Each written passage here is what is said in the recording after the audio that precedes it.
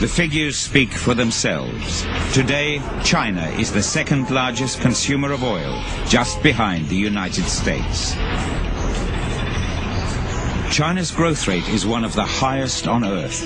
China's energy needs have increased sevenfold, and its reserves are dwindling. China has to import half of its oil needs. In 3 years' time, the figure will be 2/3. Without that oil, China's whole economy will grind to a halt. So China must find and secure new sources of supply for oil, all in an increasingly unstable world. In this crusade for black gold, China is already jostling with a superpower that for now is still the primary consumer of oil, the United States. The battle for oil has begun.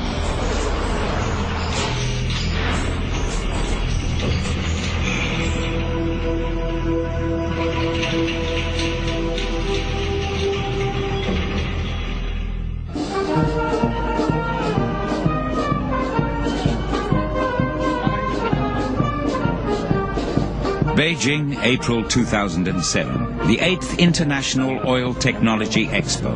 It brings together all the major companies in the field. There are 30,000 visitors representing 42 countries. The companies at the expo offer everything from offshore drilling equipment to pipelines and the latest generation of supertankers.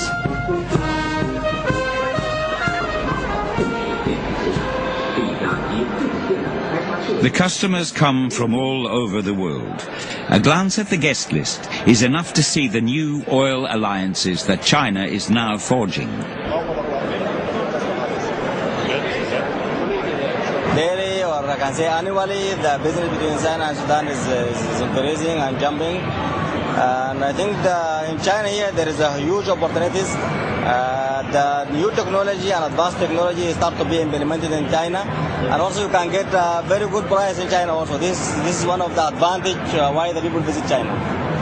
We have some problems, political problems with Europe and US, but with China, with Asia, relationship between Iran and India, China is easy, better than Europe and US, and it's very better for us. It is being sold today in India also and worldwide by the American companies, basically manufactured in China. What they are doing, they are putting the stamp in Houston on Chinese product and selling it as an American product. So why not to shake hand directly?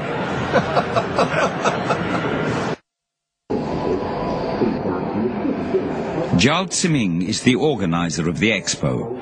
A former oil executive, he now heads the Equipment Manufacturers Chamber of Commerce. 每年4月份，我们这个展览会，应该说规模越来越大，参加的国外的企业也越来越多。应该说这样，随着我们国家经济高速的发展，是吧？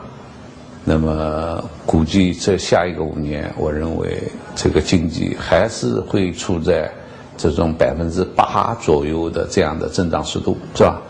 那么这样的增长速度肯定对能源的需求，从目前国内的石油、天然气肯定满足不了，所以还需要进口。当然，这个进口这是一个方面，但是另一方面，我们现在也还是要积极加强跟国外石油公司的合作。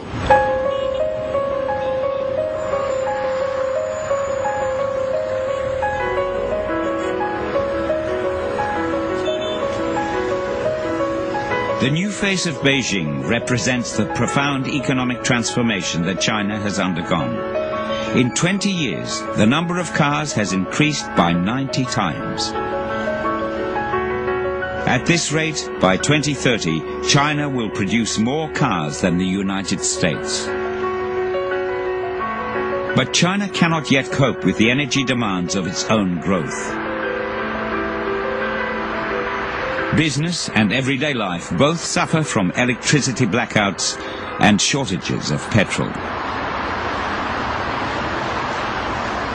Petrol queues are common.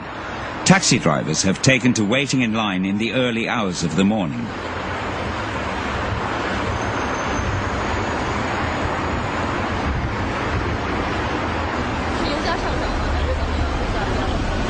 油价上涨了一点点，也不算太高吧。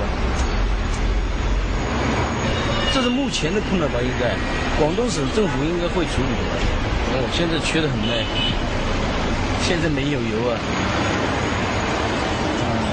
那肯定有啊，压力很大啊。像我们这不缺的，没油加，是不是排队浪费时间？半个月了，好长时间了。那您觉得广州是不是缺油啊，还是怎么？是缺油啊，没油啊，中国都没油啊。